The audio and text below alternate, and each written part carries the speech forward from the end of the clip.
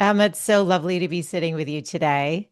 Oh, thank you so much for having me, Michelle. I'm so excited to be here. I'm excited to talk about your book. So, we were talking before the mics went off. So, anyone who's watching versus listening, Emma's book, Aligned Abundance, has this beautiful metallic cover that just casts rainbows everywhere. And so, I'm holding it up. So, if you're watching, you're going to see these beautiful rainbows. Was that intentional, Emma?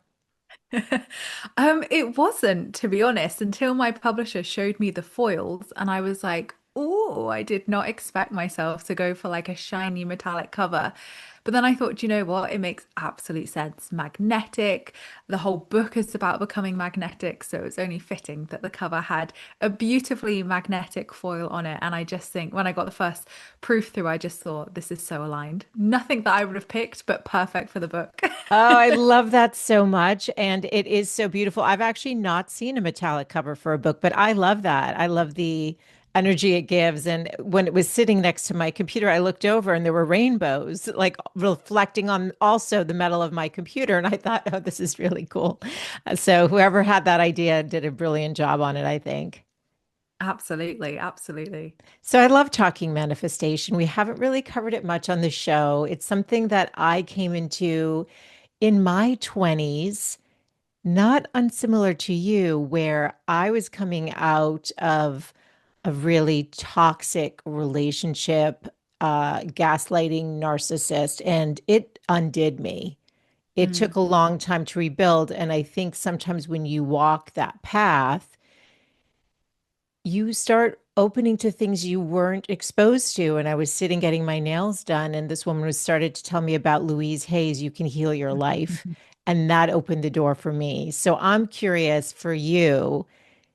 You wrote in your book that in 2016, you had been depressed and anxious for 10 years prior to that. Mm. And I really would love it if we could start there because I think it's hopeful for anyone listening who may be on a path where they have been sad or depressed or anxious or had a breakup or some sort of loss and are trying to find their grounding again, how you came into this work yourself. Yeah, so as you said, I'd experienced depression, anxiety for at least a good decade before 2016. So for me, that was, well into my teens. So I was so young at that 10 years prior that I didn't really know any different, to be honest. So for me, I really struggled to find happiness in my young adulthood and realize or understand what loving yourself was or being happy. So at this point in 2016, I was 21, 22, can't remember the exact math. So I was very young. And for me, it was that kind of breaking point of, look, I'm an adult now. I'm either going to have to take my life, change my life. Like, what am I going to do? And to have suicidal thoughts at such a young age as well just broke my heart because I never thought that I would be the person to have those thoughts. And when I was at that breaking point or rock bottom, as I call it, it really was that cry for help of, why do I feel like this? Why is this my reality? Why am I in again a not so great relationship? Because in 2016, that was the end of my second not great relationship, which was very emotionally abusive in that one. And the first one had been financially abusive. So I'd gone through these, really traumatic relationships. I was so young, navigating life, navigating a career, just getting onto that path really outside of college and school. So to then be kind of faced with that, well, what am I going to do with my life was such a pivotal moment in that point. And I remember looking outside of the window at 2 a.m. one day during this breakup, during this kind of spiritual awakening, and just saying the words, God help me. And Oh, I wouldn't say that I was Christian. I wouldn't say I was spiritual in any sense. I would say I was probably atheist at that point in time. So I don't know what led me to say those words other than it just felt like this. My ego was giving up and my soul was like, come on, like we got to step into this now. So that's what it felt like. mm. And 2 days later, ironically, similar to your story, I typed into Google how to turn a negative situation into a positive, and this blonde-haired lady came up. And this blonde-haired lady was Louise Hay, and she Oh was my talking about goodness. She was talking about manifestation. She was talking about, how to change your life around. And I was like, yeah, this makes sense. And then I found The Secret. I watched The Secret, read The Secret. And unlike things before in my life, this was like a remembering. It wasn't like a skill I was learning. It was like a remembering of, oh, of course, this is how life works. Of course, this is how I've got here. So it really just became such a fascination for me of, okay, how can I change my life around with this law of attraction that everyone's talking about? So in classic me style, I got into the books. I was like doing all the exercises. And, even in 3 weeks, I saw such huge shifts in my mental health alone. And for me, that was the only manifestation I wanted at the time was to just want to live, to be happy, to, be happy in the space that I was in. And even within 3 weeks, I just felt, I remember waking up one day and not having an anxiety belly, as I call it, where you have the kind of anxiety in the pit of your stomach when you wake up. And to wake up and not feel that was like life changing. Like that was the moment that I was like, this works. Like all of this works. And I learned what self-love was. I learned how to love myself and care for myself. And even just those really simple things just transformed so much in my life. And yeah, just really found me in that moment where I desperately needed it. That's amazing.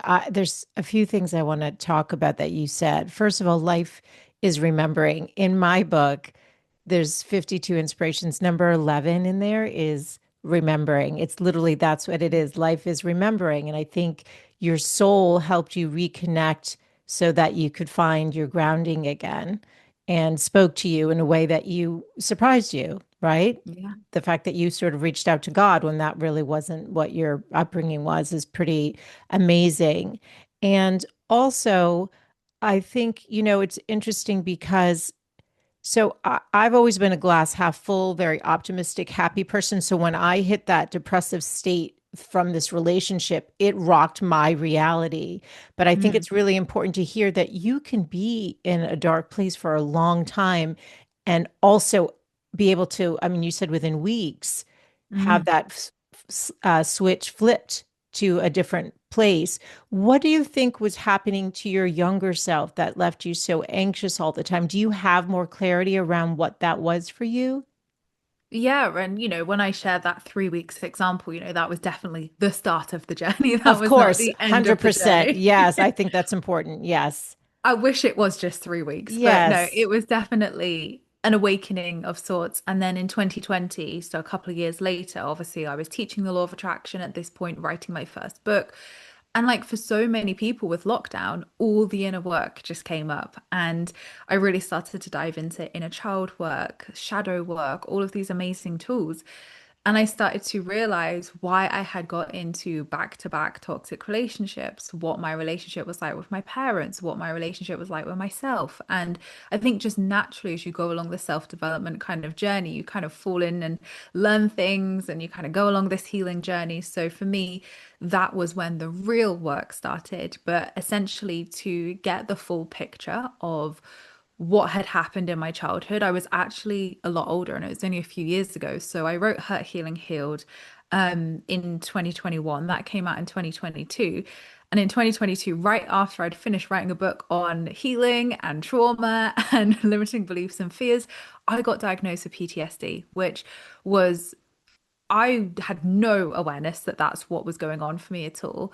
And I think for me, it felt like this weird place to be in because I had finally met my now husband. I was in a really happy place. I was manifesting all these incredible things and I was such in a different headspace. So why was I now experiencing PTSD? Why not before?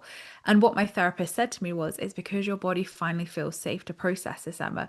It's Oh, never when you're in it that it comes up. It's always when you're safe and you're out of that situation and when things are calm that your body can actually process and bring everything up. So, yeah, it was definitely difficult to navigate that whilst being in such a happy time of my life, but it felt so much safer to process that. So I understand why the mind and the body protects us in that way. And then in 2023, so a year later after that, obviously going through EMDR therapy, a lot of different therapies to work on the PTSD, that's when the memories came up of what happened in my childhood. And it was almost like that missing jigsaw piece. And I actually write in Hurt, Healing, Healed my life has always felt like this missing jigsaw piece where when clients come to me and they talk about their trauma or they talk about their past, I can instantly find like where are the blocks, where are the things holding them back. But when I would look back at my childhood, I couldn't remember a lot. I couldn't piece it together. I would have said I would have had quite a good childhood. So I couldn't understand why I'd had this lifelong depression, why I'd experienced anxiety since as far as I can remember. It just didn't make sense to the experiences that I could remember. Why I was attracting toxic men, bad relationships. It was like I just couldn't quite pin on, okay, but could a bit of, emotionally neglectful parents really cause all of that? And it was when those memories came up and abuse memories from my childhood, from someone who's not in my family, that's when it all made sense. And I finally had those answers of, I know who I am now. And ironically, the journey keeps deepening. This year, I got diagnosed with autism, which again is something that I never ever thought that I had, and I didn't really resonate with when people kind of suggested it before. So I feel like all these missing pieces and information that I've received over the last few years have really allowed me to meet myself at 32 years old, which is wild to say because I would have loved to have been younger. But, I had to go on this journey to go along this trauma work, go along this healing work to be able to finally meet myself and feel free from the past at 32 years old. Oh my goodness. Thank you for sharing that. You are so young, and I actually think you should give yourself so much credit. It takes a lot of courage and a lot of strength to do the inner work.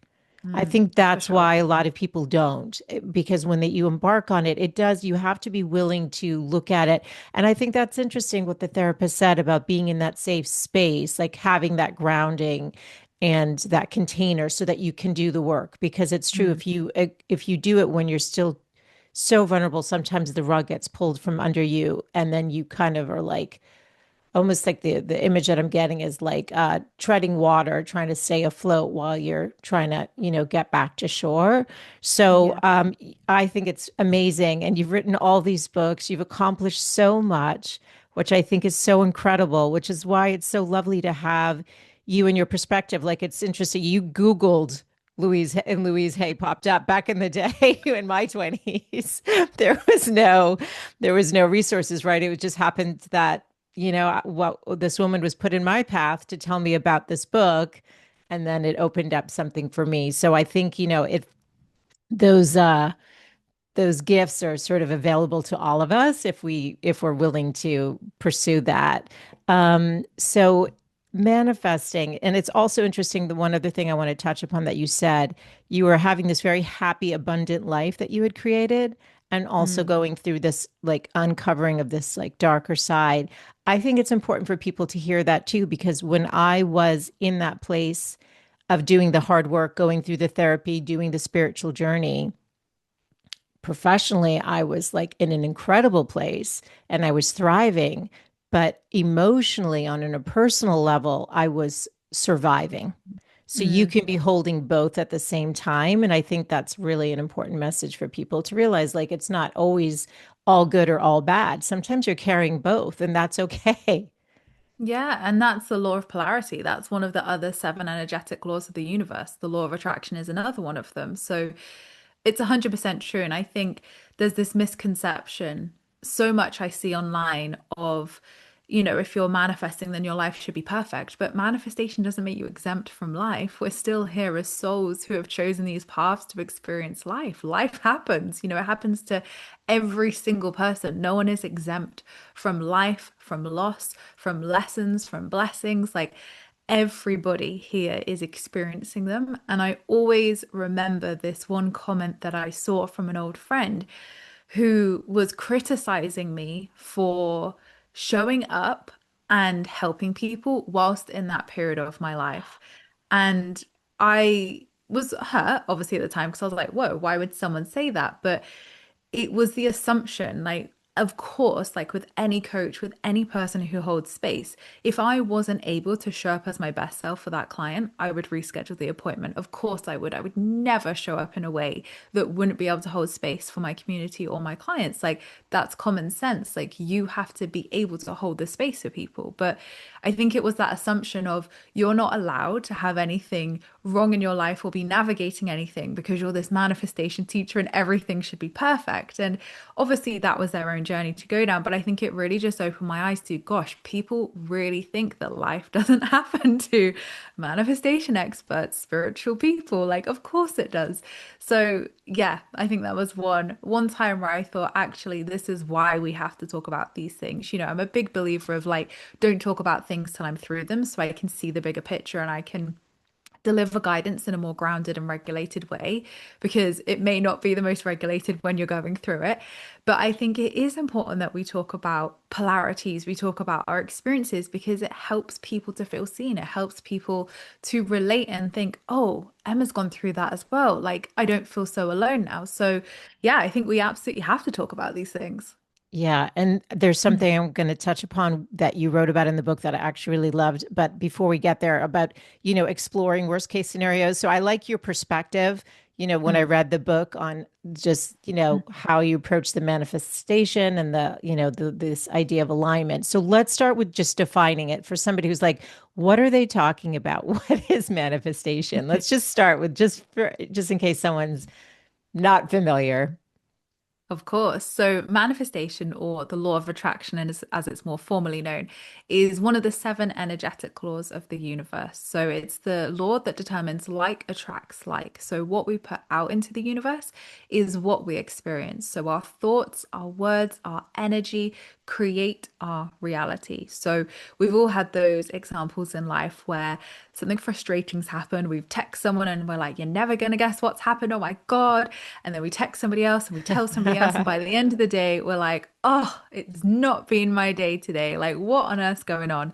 And on the flip side, we've had those days where something positive has happened and we've shared that with someone, and then something else good happens. And then we say, oh, good things happen in threes. I've had such a good day today. And this is the law of attraction in action. What we give our energy and focus to is what creates. So I always caveat this with, not all of our thoughts create our reality, because I feel like there's quite a harmful teaching out there where people then spiral into, oh my gosh, I had a negative thought. We have 60 to 80,000 thoughts a day. That is a heck of a lot of thoughts. And we luckily do not live in a world of instantaneous manifestation. So, what does impact our reality and our manifestations is our identity, so who we are, our beliefs, and our core energy. So, our kind of more long term energy, so to speak, rather than short term thoughts or things that pop into our head, because we're human. We have a human mind. That is going to happen. And it's removing the emotional charge behind those thoughts so we can look at them as neutral, as thoughts, and that's all they are. But there are no limits to what you can manifest. So, what you can call into your life, whether that's a house, a career, a relationship, money, holidays, a dog, or whether it's healing or emotional manifestations around, like myself, wanting to not feel depression, wanting to feel happy. So there are no limits to what you can call in. And I teach a 5-step process of how you can manifest and how you can call these things into your life. Okay, so I would love to touch upon those, but let's also talk about aligned abundance and what that means and why this book now. Yeah, so aligned abundance is that like next step in my journey, and the next step that I feel a lot of people naturally go through with their manifestations. So alignment is a big buzzword in the manifestation sphere right now, and rightly so. But at the time when I pitched this book to my publishers, they were like, nobody cares about alignment, Emma. Nobody needs a book on alignment. I was like, trust me. Trust me. And luckily they did, because now it's everywhere. So it came out at the right time. But to me, aligned abundance is pure core essence of manifestation. So it's alignment. It's what you are in line with. And what can happen in the manifestation process is we can get into comparison traps. We can start to manifest things that actually aren't in alignment with us. So this is why I hear comments in my community of people saying, oh, I manifested this dream job. Then 6 months later, I realized it was the worst job ever and it was not in alignment and it was not my dream job. So we can start to then manifest things that then become lessons that are out of alignment.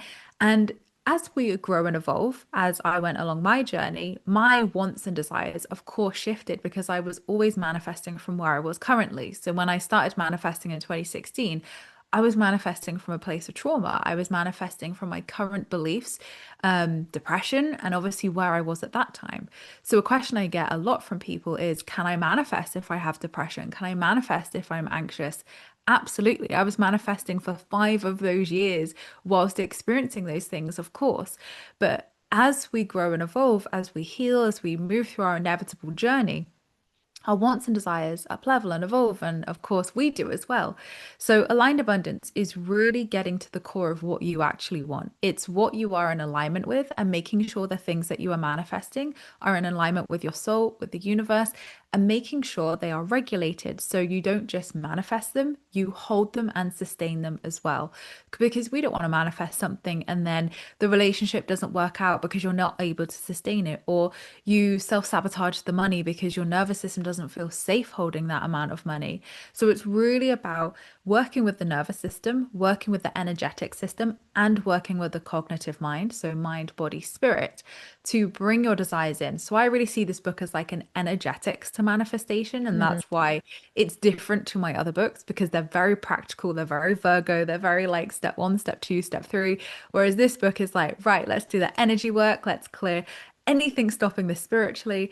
And alignment really is that missing piece of getting into alignment within yourself, first of all, so you feel emotionally balanced and you feel emotionally regulated so that you can manifest some clear energy instead of limiting beliefs and fears, instead of trauma, instead of misalignment. So your desires stay and they feel good. And most importantly, they manifest too. So when you get into alignment, you're aligning with that highest timeline, you're aligning with the frequency of your desires. So it's busting a lot of the myths around manifestation of loads of practices, you've got to do loads of stuff, and it's more getting you into the energy, into the feeling, so you can powerfully manifest. Okay, this is good. And I think the grounding piece was interesting because I hadn't actually heard anyone talk about that part. Do you find that that is a missing piece when people aren't manifesting or they're not manifesting the right things? Is that they are dysregulated? Do you find that that's a big issue? Yeah, definitely. I mean, I normally see it as one of two things. It's either starting off with the subconscious work, so the mindset work of limiting beliefs and fears, because the nervous system communicates with the subconscious mind. So they always go like hand in hand together. So if the person has worked through these mindset blocks, yes, then it's the nervous system, and we have to expand the capacity to hold and receive that abundance. But a lot of the time, we're at the beginning, we're at the belief work, and a lot of people are like, well, I think I'm worthy and I've taken action and I'm letting go. Why is it not showing up? But then when you actually ask them how their desire feels to their body, or you ask them some deeper questions, they'll start to show you very quickly that there's mindset blocks there, limiting beliefs. It might not feel safe to manifest that. And the nervous system is listening to all of that. It's saying, okay, that previous relationship we were in, that wasn't safe. That hurt us. So love is unsafe and we need to keep it away from us as far as possible to keep us alive and well. Our nervous system is primal. It is not even, it hasn't evolved like we have and our minds have. It is still very primal. So it's there to keep us alive and keep us safe. In the olden days, it was there to keep us safe from bears and lions and tigers. Now it dysregulates or deems even our phone as unsafe. Scrolling through TikTok or a social media platform, it dysregulates us because it can't understand what is safety and what is not sometimes because it's not evolved to our modern world. And understanding that our phone is not a threat, but what we're watching can feel like a threat to that nervous system. So that money, that love, whatever it is that you want to call in, logically, you might think, well, of course, having more money is safe. That's ridiculous. Of course, having my dream job is safe. But if the nervous system is correlating to old belief patterns that something isn't safe, it is doing its job by keeping you safe. So we have to show the nervous system by rewiring the thoughts, first of all, into positive thoughts, but then showing the nervous system that it is safe, that that love is safe, that money is safe, that whatever it is, the career is safe. And once you expand the capacity in the nervous system, that's when it magnetizes into your life, because our nervous system is the embodiment piece. We first manifest through our aura, our energy field, so spirit. Then we bring it into the crown chakra, into the mind, and that is that cognitive piece of the limiting beliefs and fears. And then finally, that third piece is we bring it into the body, embodiment. That is what's called embodiment, embodying. You are becoming the manifestation. And if the body is keeping the score, if the body is storing that past trauma, beliefs, whatever, it is going to be saying, oh, no, no, no, no, we do not want that. So it's always going to keep it as far away from you as possible. So, yeah, it's about marrying the two, really. But looking at so much data over the years, clients, communities, myself, it's always those two things, the mindset and the nervous system. And once you marry the two together and find out what's stored in them to keep it away from the person, it can happen so freaking quickly. All right. Can you share maybe one or two things you like to do around the mindset, the beliefs, the limiting beliefs that somebody could start playing with today? Yeah, so you've got to have the space to dive into it as well. And I think as well, I always say like gentle is the way forward with diving into mindset work, because for anybody who hasn't done this before, they might think like, oh my God, what is going to be underneath the surface? And I know from my example, that was quite extreme. So not everybody is going to have trauma come up. Not everybody is going to have 10 years to unpack on their kind of backpack. It might be something a lot lighter, a lot smaller. So your subconscious will only ever bring up what you can handle, which is so important to remember. Hmm. So, in my second book, Hurt, Healing, Healed, I have a whole process of how you can start to identify the blocks, identify where they're coming from, the memories associated to them, and practices to help you start to release those and rewire them into positive new beliefs, up leveled beliefs. So, I would always say that is the best tool because it is so thorough and it will give you the full process. But one thing that I always think is important to dive into if someone's like, well, I don't actually know what my blocks are, like, what is a block? What is a limiting belief? Is to think of your manifestation, visualize it, see it in your mind, feel it as if it's already happened. And then you can do this now while you're listening to this. Your manifestation is not going to happen, and see where you felt that in your body. You might have had a sensation, a gut feeling, like a gut wrenching feeling. See where you feel that in your body. And then once you've identified it in the body, ask yourself, what is underneath this? This feeling, tune into it. This sensation, tune into it. What is inside it? What is underneath it? And you'll start to get some words.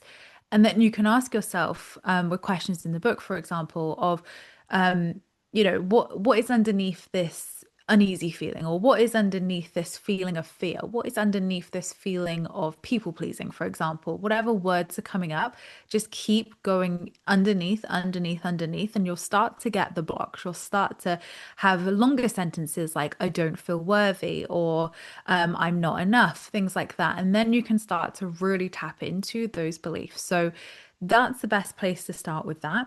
And great tools that I love to work with. Obviously, there's tons in Hurt, Healing, Healed, but EFT tapping's a fantastic one. But the really transformative stuff is why I trained in it. So essentially, I came across EMDR, eye movement desensitization and reprocessing, and integral eye movement therapy 6-ish years ago now on my own journey with obviously the trauma work, Yeah. PTSD. And it changed my life so, so profoundly that I was like, I need to help people with this because this is mind blowing and one of the most powerful tools I've worked with, that I don't think I would be sat here in the energetic space and healed space I am without it. And I tried a lot, spiritual modalities, therapies, all different things over the years. And these were the things that really I saw huge shifts with, and really quickly. So I trained in these myself and I offer these in my work, in the membership, in everything I do. So if anyone does want to do that, then obviously that is available. But I would say if you are struggling to work with limiting beliefs and fears, that is a fantastic modality that you can work with that will literally shift mountains in even one session. So great way to release the blocks, release the memories associated to those beliefs. And then you can then go down into the body and work with the nervous system to start expanding that capacity. And tell people what EMDR is. I actually, so that I know they do that through therapy, but you can get trained in that. So it sounds like you got trained in that. But for anyone who's not Yeah. familiar, will you explain what that is? Of course. So it is more of a traditional therapy. So it's not a spiritual therapy, it's not a spiritual modality. And essentially, it was only really discovered back in the 80s. So it's still quite a new modality in the traditional therapy sense, but it is phenomenal. So it was originally, well, discovered essentially when the founder was moving her eyes whilst thinking about a traumatic memory. And it wasn't something that she trained herself to do. She was just in a park and she was reliving her own PTSD. And she was moving her eyes as she was looking around, looking at the birds, looking at the trees, and realized, huh, my trauma doesn't feel as intense now. That memory doesn't feel as intense as it did before.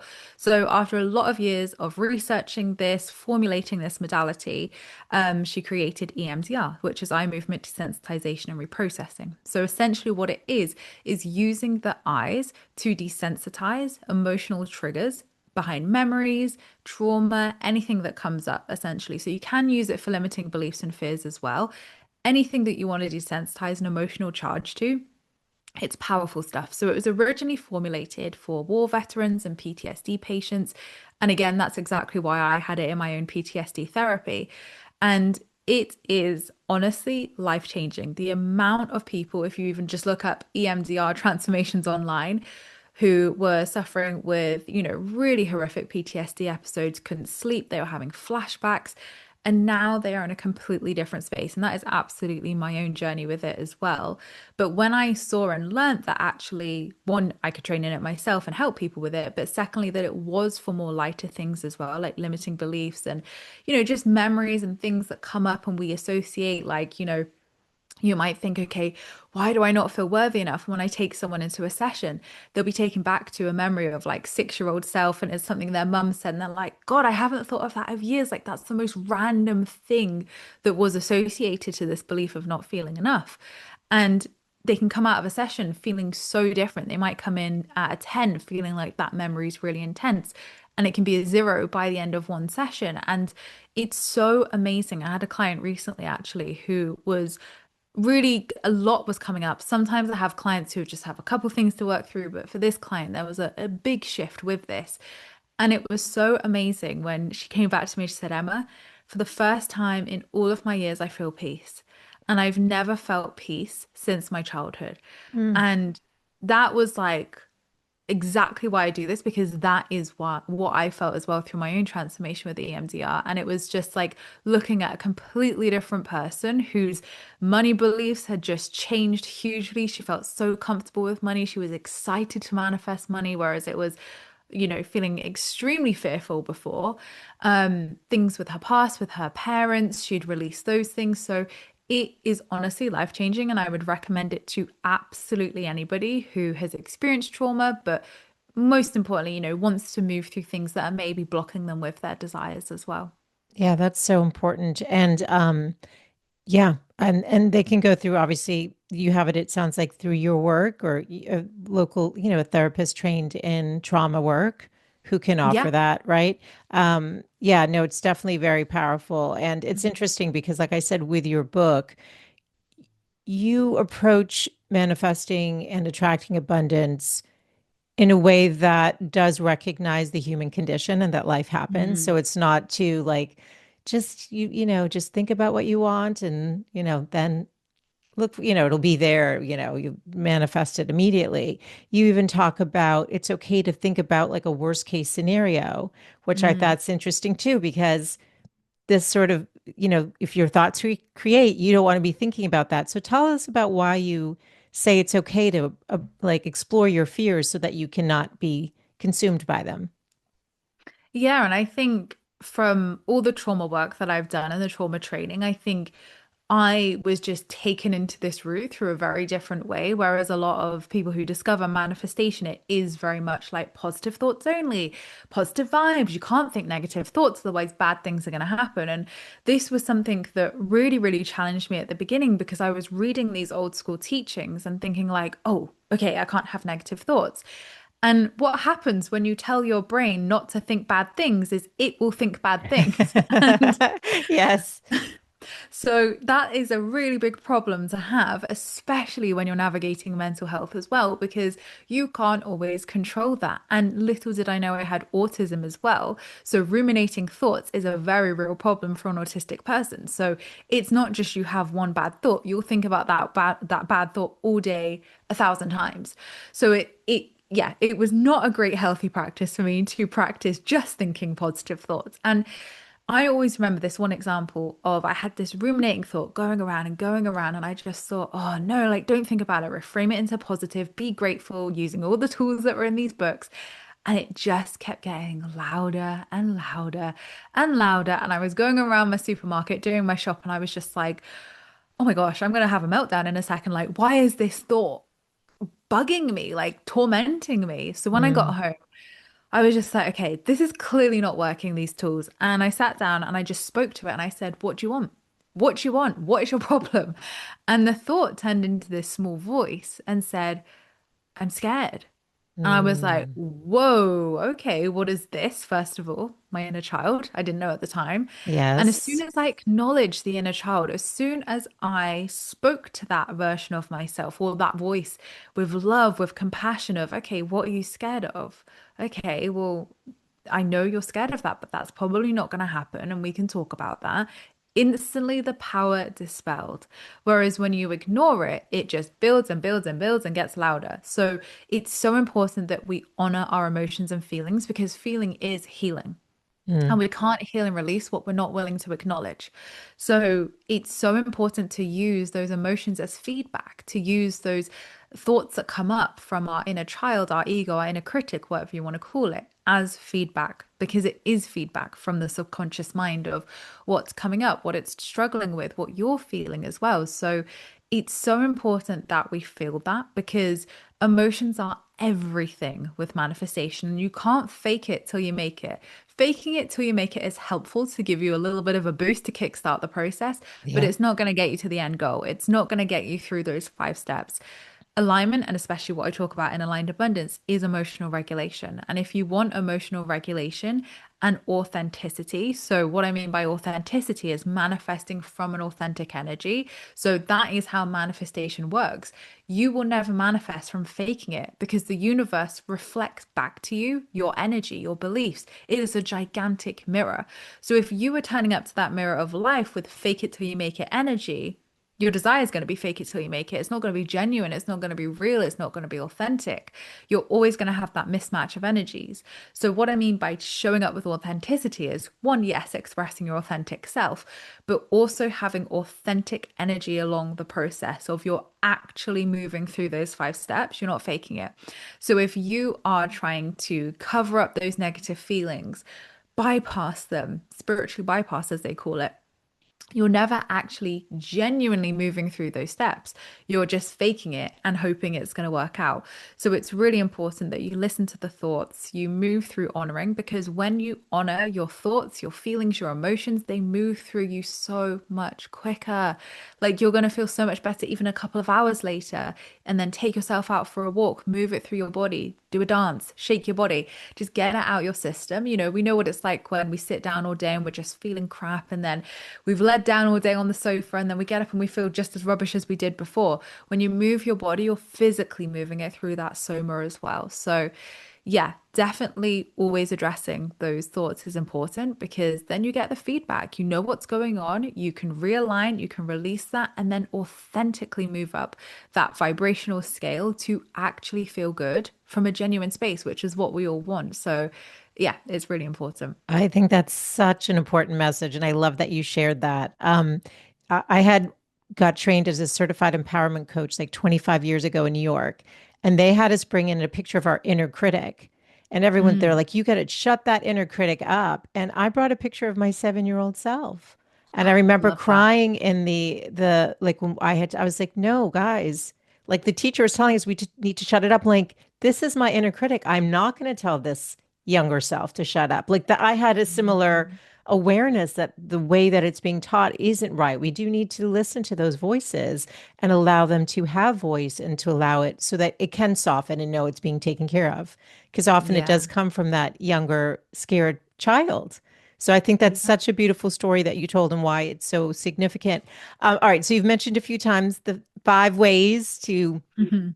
become more magnetic to our desires. Do you mind? Can you walk us through, like, if somebody were gonna, they're like, you know what, I want to manifest a new job or a loving partner or more abundance. I think money and partnerships are tend to be the biggest ones that I hear. But can you walk us through those?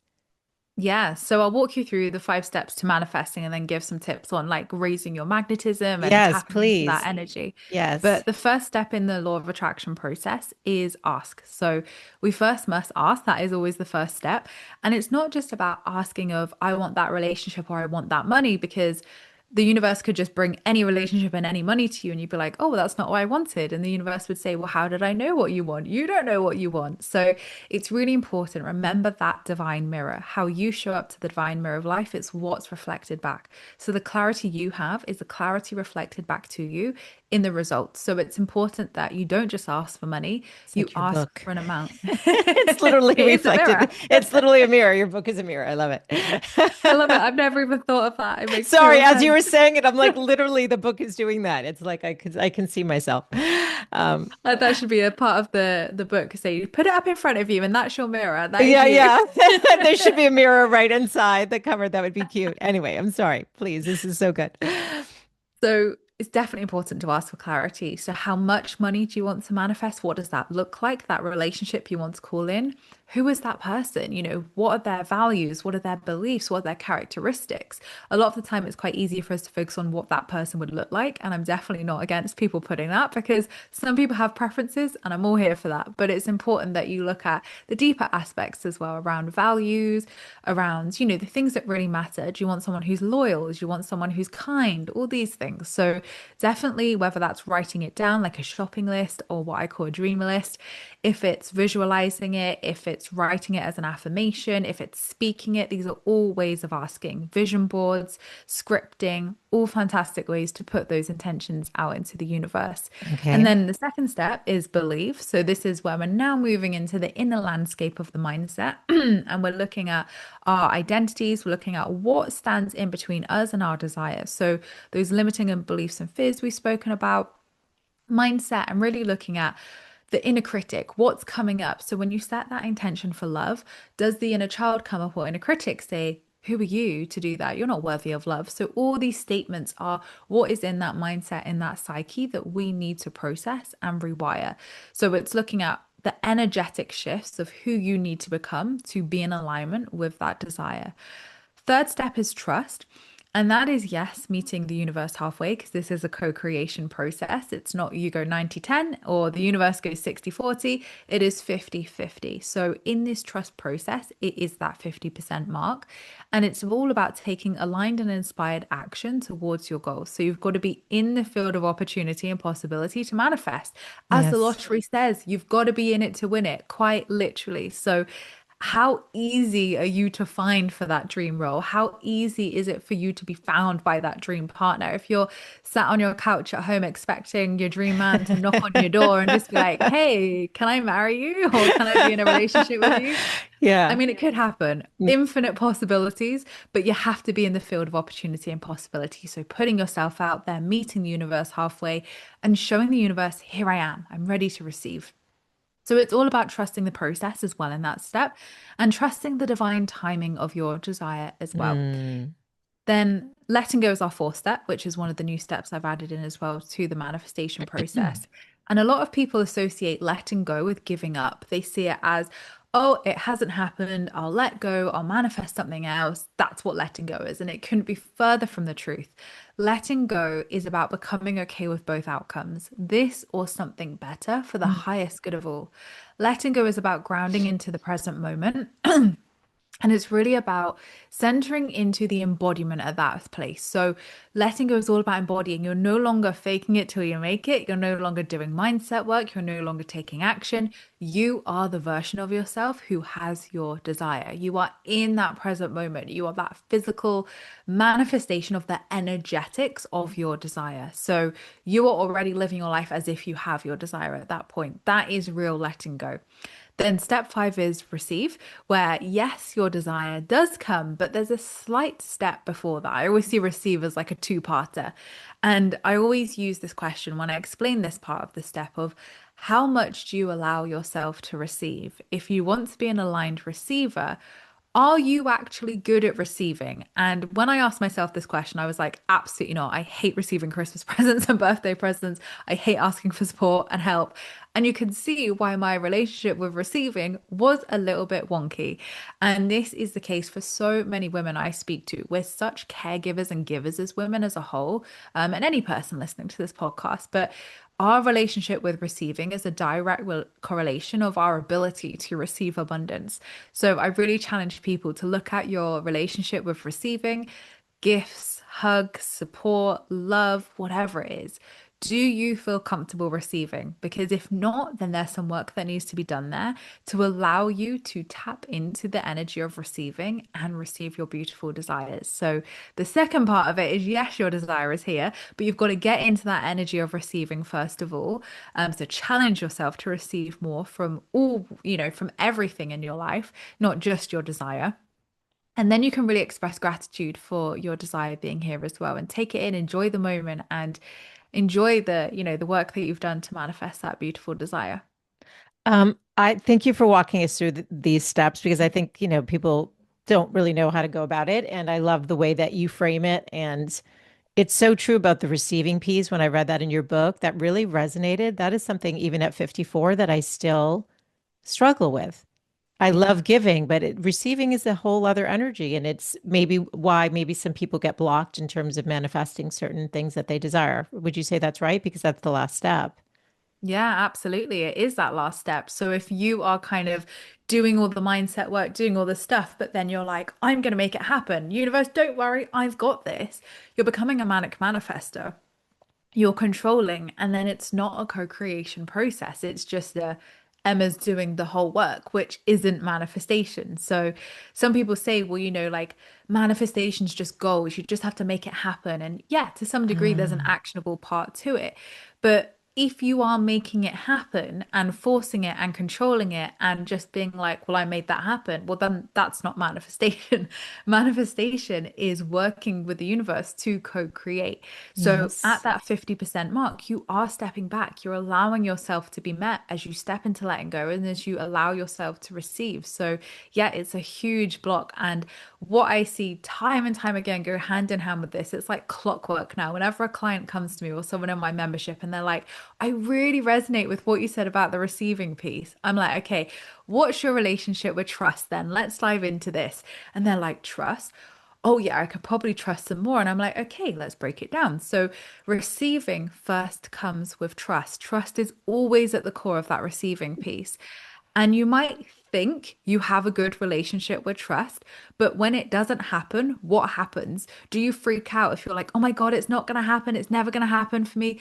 Look at what you're saying when things don't go your way, because that's going to show you if you are really trusting and you have that unwavering trust. And also, trust is not external. I had this wonky belief of that trust was something external, of like, I trust the universe, I trust other people. So it was almost like I was putting this trust externally of like, I trust the universe, where everything, as we know, always starts within. So the first key part of this was, do I trust myself? No. Do I trust myself to make good decisions? No. So that was the real key turning point for me is when I turned it inwards of it's not about whether I trust the universe, it's about whether I trust myself. Do I trust myself to hold and sustain this desire? Do I trust myself to look after this desire? So these are all great questions to ask yourself to really get to the root of this receiving work. Because yeah, you can do the nice things like challenge yourself to receive more, but if you are not doing the mindset work around that trust as well, it will be misaligned. So yeah, it's so interesting how they're so linked. And every time someone comes to me, I'm like, right, let's talk about trust then. This is so good, Emma. Okay, can we talk quickly about intuition? Because I know that Mm. this is so. How do you know or feel like you're getting that? Because you say alignment is our soul song, which I think is so. You wrote that in the book. I thought that was such a beautiful way of describing the connection. The word song as a choice was, I think, just so lovely. So I'm just curious, how do you hear your soul song? How do you get that intuitive hit? What does it look like? Because I Mm. know it's different and I know we all have access to it, but sometimes people don't know how to tune in. Mm. It's getting still. It's getting quiet, first of all, because if we're rushing around, busy, chaotic, I know when things are busy in my life and I'm like, oh my gosh, I need to tune into my intuition. I need to make a decision. Like, I am not tuning into the most aligned intuitive hits I could get Yeah. because I'm there like panicking or freaking out, or I'm like, oh my God, what do I do, universe? So I know that I'm not grounded into my soul, into my body to actually hear the intuition that comes through. So, first of all, we have to set the conditions for intuition to come through, which is slowing down the pace, taking the time to like breathe, just ground into your body, like just taking that time honestly makes the world of difference. So, being able to have the space to listen is important. And I went on a podcast the other day actually, and the lady really highlighted something for me with intuition, which I don't think I've heard before about actually intuition is getting good at listening. Like, if we could perfect our listening skills, that would be so, like shift so much in the intuition space. So it's definitely about listening and your ability to listen as well, because we listen through our lens. And that lens is what we want to hear. It's our beliefs, it's our identities, it's the fears we've spoken about throughout. So sometimes when we hear the intuition, we don't want to hear it because it's not the answer that we want. And I've definitely Yes. been here. I'm sure you have as Yes. well, Michelle. Like 100%. Yeah, I'm so many shaking my people head. have. I'm like, I know what you're talking about. Yes. So it's training yourself to listen and receive the guidance. But in terms Receive of what that again. feels like, it is that receiving piece, absolutely. Yes. And the difference between our ego piping up with answers versus intuition. So again, it's very similar to nervous system work of our intuition will be very chaotic. It will be like, well, that's not going to happen for you, and blah, blah, blah, blah, blah. And it will be like all kind of like up, down, roller coaster, long-winded answers. And it will just make you feel anxious. It will make you feel like, oh, that doesn't feel good. Whereas your intuition is very monotone, one level, very profound, short, concise answers. And no matter how many times you ask, it will always be the same. And even if Yes. it's not the answer that you want to hear, it will Yes. feel calming to your body. It will feel neutral, it will feel calming, and there'll be a sense of peace, even if it's not the answer that you want. So that's how you can start to decipher. And you'll learn these signals in your body. It takes time. It's like a muscle. You've got to build it, like at the gym. So Yes. you'll start to feel in your body over time what a yes feels like and what a no feels like. You might, I know that some people teach, like you might find your body swaying in a certain motion when you ask questions, like one way for yes, one way for no. So you can start to play around and learn your body's signals, but there's some kind of really basic ways to start to understand what is coming through. Is it ego? Is it intuition? But that listening piece is important because Yeah. I used to be, and still sometimes now, when I want intuitional guidance, I'll be like, right, let's pull out the tarot cards, let's pull out the oracle cards, and then I'll get the message, and I'm like, no, I don't like that one. We'll pull another one, and I'm like, no, you need to listen Emma, to the message. It's not all worst case. It's not all bad. Like if you've pulled a card, you're like, oh, I don't like the look of that one. Tune into what is coming through. Tune into why it makes you feel uncomfortable as well. So it's definitely a receiving and listening exercise of not jumping to worst case scenario if the answer is not what you want to hear. It's actually questioning, okay, why do I not want to hear this answer as well? Like, what comes up in me that installs fear or makes me feel scared of that answer? So it definitely takes time. And I think that's what I would share because I think a lot of people would be like, well, how do I start this work? Slowing down that listening piece, being able to receive that guidance. And you always do know the answer. A lot of the time, we receive the intuition and we're like, I need to receive intuition. We've actually already received the intuition, but we're just not listening or we're not in the right energy to ground in and listen properly and realize that that was intuition. I've loved this so much. And I love the way that you bring the soulful and spiritual with a realistic lens of like, you still need to do the work. That's part of the journey. That is why we are here. And for Mm. our soul to continue to grow and to learn and to get realigned with that authentic self. Life is the remembering and of that coming home. there's so many things that we could cover, but people can pick up the book. But before we wrap up today, is there anything I didn't ask that you want to make sure to my audience takes away from this conversation? No, I think you've covered so many beautiful angles and questions. So yeah, I think we've covered some amazing parts today. Oh, wonderful. So, ladies, the book is called Aligned Abundance, Release Expectations, Become Magnetic, and Manifest the Life of Your Dreams. And if you pick it up, you will also have these beautiful rainbows reflecting back at you. Where can people find you online? Where do you like to hang out? Yeah, so I'm on pretty much every social media channel. I am Emma Mumford. I've got my YouTube, Emma Mumford.